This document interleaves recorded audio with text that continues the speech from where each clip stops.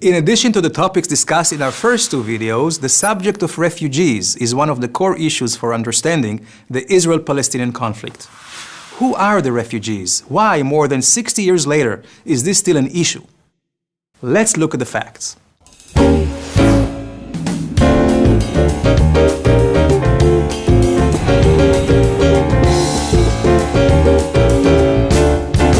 So, how did it all begin? In May 1948, the local Arab population was joined by 7 Arab countries in a collective attempt to destroy the newly re-established Jewish state. Encouraged by Arab leaders who promised they would return as victors, and later on, as a result of their failed war efforts, an estimated 500,000 Arabs fled to neighboring Arab territories. But is this the full picture? I'd like you to take a look at the refugees in these photos. Many people assume they are Arab refugees, fleeing Israel.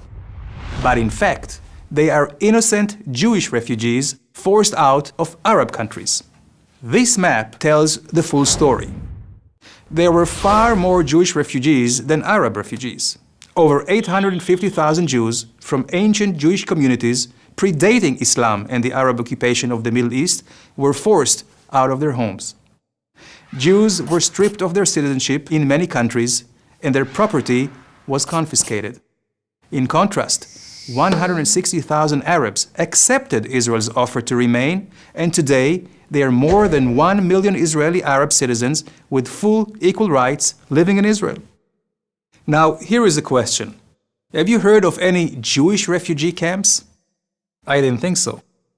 The Jewish refugees were immediately welcomed and absorbed by Israel or by other nations.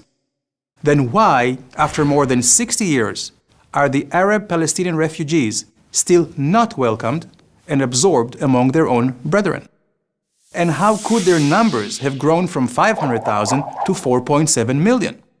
The sad reality is that the Arab refugees never had a chance. Attempts at resettlement were blocked by a variety of discriminatory laws enacted in Arab countries, such as a ban on receiving citizenship, with the exception of Jordan, blocking them from entering many professions, restrictions on owning land, restrictions on movement, and a denial of education and health services. Sir Alexander Galloway, a former director of the UN Refugee Agency in Jordan, gave the reason for this discrimination. Quote, "The Arab nations do not want to solve the Arab refugee problem. They want to keep it as an open sore, as a weapon against Israel." Egyptian President Gamal Abdel Nasser explained the effect of this weapon, aimed at overwhelming Israel demographically, with generations of refugees cultivated to hate. Quote, "If the refugees return to Israel, Israel will cease to exist." And what role did the United Nations play? Sadly, they were less than helpful. While all refugees in the world are assisted by the United Nations High Commissioner for Refugees, UNHCR, a separate agency, UNWRA, was established specifically for the Palestinians. Why can't the Palestinian refugees share an agency with the refugees of Bosnia, Congo, or Darfur, to name a few?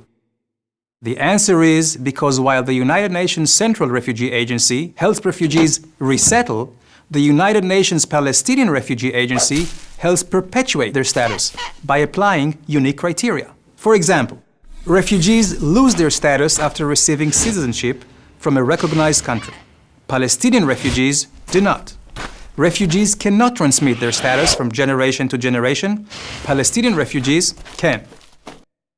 Refugees are encouraged to resettle in other countries or integrate in their host countries.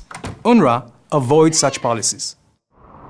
The United Nations spends on a single Palestinian refugee almost 3 times more than on a non-Palestinian refugee, and employs over 30 times the staff. The bottom line is, throughout the 20th century, the UN found durable solutions for tens of millions of refugees, while the Palestinian Refugee Agency has found, well, none. Some people may suggest this is hypocrisy. Let me share something personal.